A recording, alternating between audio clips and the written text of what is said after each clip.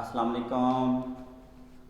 आज हम chemistry 10th class chapter 14 का topic ozone depletion and it's effects discuss करेंगे। अच्छा, इस टॉपिक में हम देखेंगे कि ओजोन लेयर क्या है, ये किस चीज़ की बनी हुई है, इसका फ़ायदा क्या है और ओजोन लेयर को कौन सी चीज़ नुकसान पहुंचा रही है और ओजोन लेयर के नुकसान पहुंचने की वजह से हमारा यानी अर्थ का क्या नुकसान हो रहा है।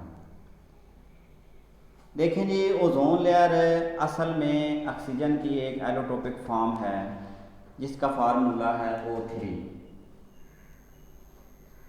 अच्छा, ओजोन लेयर जो एटमॉस्फेयर की दूसरी लेयर होती है ना, स्ट्रेटोस्फियर, ये ज़मीन से तकरीबन 25 से 30 किलोमीटर की बुलंदी पर स्ट्रेटोस्फियर के अंदर ना ये ओजोन लेयर पाई जाती है O3। ज़मीन से 25 से 30 किलोमीटर की बुलंदी पर स्ट्रेटोस्फियर के अंदर ये ओजोन लेयर पाई जाती है। ये ऑक्सीजन की एक एलोट्रोपिक फॉर्म है। अब ये जो ओजोन लेयर है इसका क्या फ़ायदा है।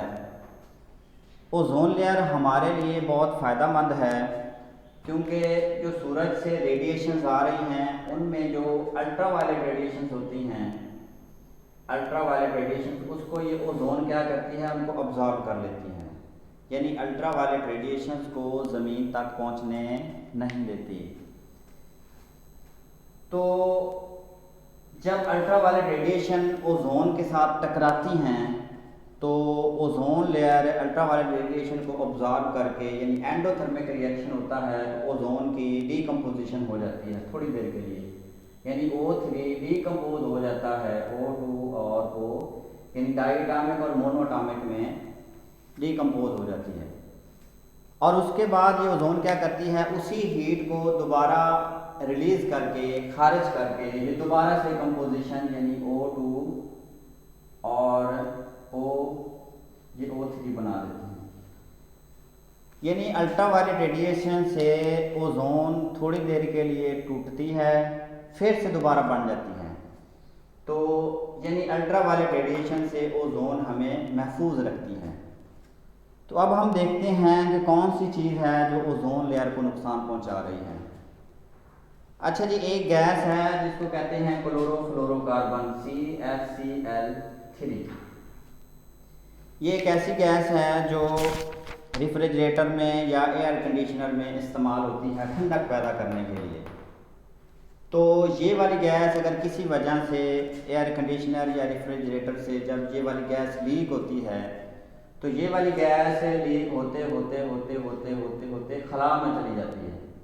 जब ये ऊपर खला में चली जाती है, दूसरी लेयर में जाके जब ये ओजोन लेयर से टकराती हैं तो वहाँ पे मौजूद जो अल्ट्रावायलेट रेडिएशन होती हैं उनकी मौजूदगी में ये जो क्लोरोफ्लोरोकार्बन गैस है ये टूट जाती है। आप देखें जी ये कैसे टूटती है। ये है जी क्लोरोफ्लोरोकार्बन का फार्मूला। अब ये सूरज की जो अल्ट्रावायलेट रेडिएशन जो ओजोन के अंदर अब्जॉर्ब हो चुकी हैं, तो जब क्लोरोफ्लोरोकार्बन अल्ट्रावायलेट रेडिएशन को अब्जॉर्ब करती हैं इतनी हीट एनर्जी की वजह से ये टूट जाती है CFCl2 में और ये क्लोरीन का रेडिकल बन जाता है। ये वाला जो रेडिकल है ये दोबारा जब ओजोन से टकराता है तो ओजोन को तोड़ देता है O2 में और OCl बनता है। OCl बाद में दोबारा से टूट के O यानी ऑक्सीजन का रेडिकल और क्लोरीन का रेडिकल बना देता है। और इसी तरह जो ऑक्सीजन के रेडिकल आपस में मिलके ऑक्सीजन एटॉमिक यानी ऑक्सीजन डाइएटॉमिक मॉलिक्यूल बना देता है। इस तरह ये ओजोन टूटते टूटते ऑक्सीजन मॉलिक्यूल में कन्वर्ट होती रहती है। तो एक अंदाजे के मुताबिक एक जो क्लोरीन का मॉलिक्यूल है, एक क्लोरीन का जो रेडिकल है वो तकरीबन कई लाख ओजोन के जो मॉलिक्यूल हैं उसको तबाह कर रहा है, एक क्लोरीन का रेडिकल। तो आप देखें ये कितने रेडिकल क्रिएट हो रहे हैं, तो वो कितने ओजोन की लेयर को नुकसान पहुंचा रही है। तो इसी तरह ये डे बाय डे जिस तरह ये इस गैस में इजाफा हो रहा है, इसी तरह जो हमारी ओजोन लेयर है वो ब्रीक होती जा रही है, ब्रीक होती जा रही है। और ब्रेक होते होते होते होते होते इसमें ना होल्स बन रहे हैं, होल्स बन रहे हैं जिसको ओजोन होल कहते हैं। यानी वो रीजन जहाँ पे ओजोन के अंदर सुराख बन रहे हैं उसको ओजोन होल कहते हैं। अच्छा, ये ओजोन होल का क्या नुकसान है? ओजोन होल का ये नुकसान है कि जो सूरज की अल्ट्रावायलेट रेडिएशन हैं डायरेक्टली तौर पर ज़मीन तक पहुंच रही हैं। अल्ट्रावायलेट रेडिएशन यहाँ से होती हुई डायरेक्टली ज़मीन तक पहुंच रही हैं। तो ये अल्ट्रावायलेट रेडिएशंस क्या नुकसान पहुंचाती हैं?